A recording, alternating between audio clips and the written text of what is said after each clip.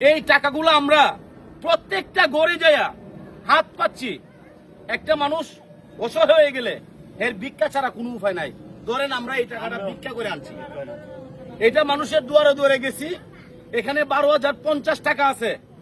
এই টাকাটা উনাকে দেওয়া হইতেছে, উনাকে ঢাকা মেডিকেল একটা ভর্তি করার ব্যবস্থা হইব।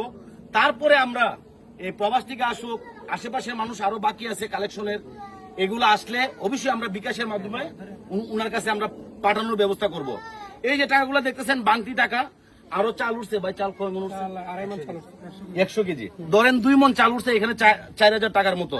তো এখানে 12,050 টাকা আর এখানে 4,000, কত হয়েছে ভাই?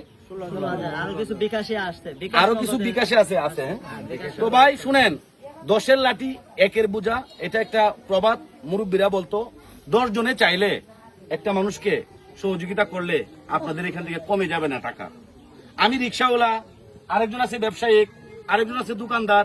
আরে ভাই, কত টাকা কত ভাবে আমরা খরচ করে ফেলি বিনোদনের সাথে। ধরেন আজকে বিকেলে এক জায়গায় ঘুরতে গেলাম, 500 টাকার কোনো মূল্য নাই এখন। 500 টাকা শেষ হয়ে যায় গাড়ি ভাড়াতে। এই 500 টাকা খরচ না করে এখান থেকে 200 টাকা দিয়ে হইলো আপনি শরীর থাকতে পারেন আমার এই চাচার জন্য। এই 200 টাকায় আপনার 2 কোটি টাকার সোয়াব হবে ইনশাল্লাহ। এই টাকা পয়সা কোনো কিছু না। আমরা আজকে দেখেন কর্ম বাদ দিয়া চাচার কাছে আসছি, চাচার জন্য কালেকশন করতেছি। কেন?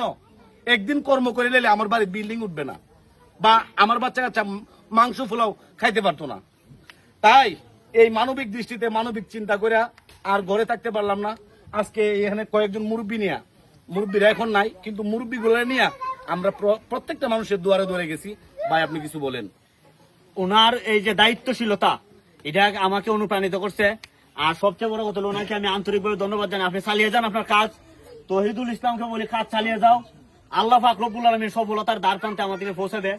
উনি সুস্থ হয়ে আসলেই আল্লাহ পাক আমাদের এই মেহনতকে আল্লাহ পাক কবুল করবেন।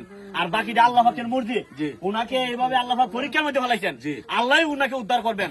আমরা আল্লাহর কাছে কোর জোরে সকলে মিলে আমরা দোয়া করি, আল্লাহ পাক উনাকে রহমত করুক। এটা আমাদের সবচেয়ে বড় কামনা।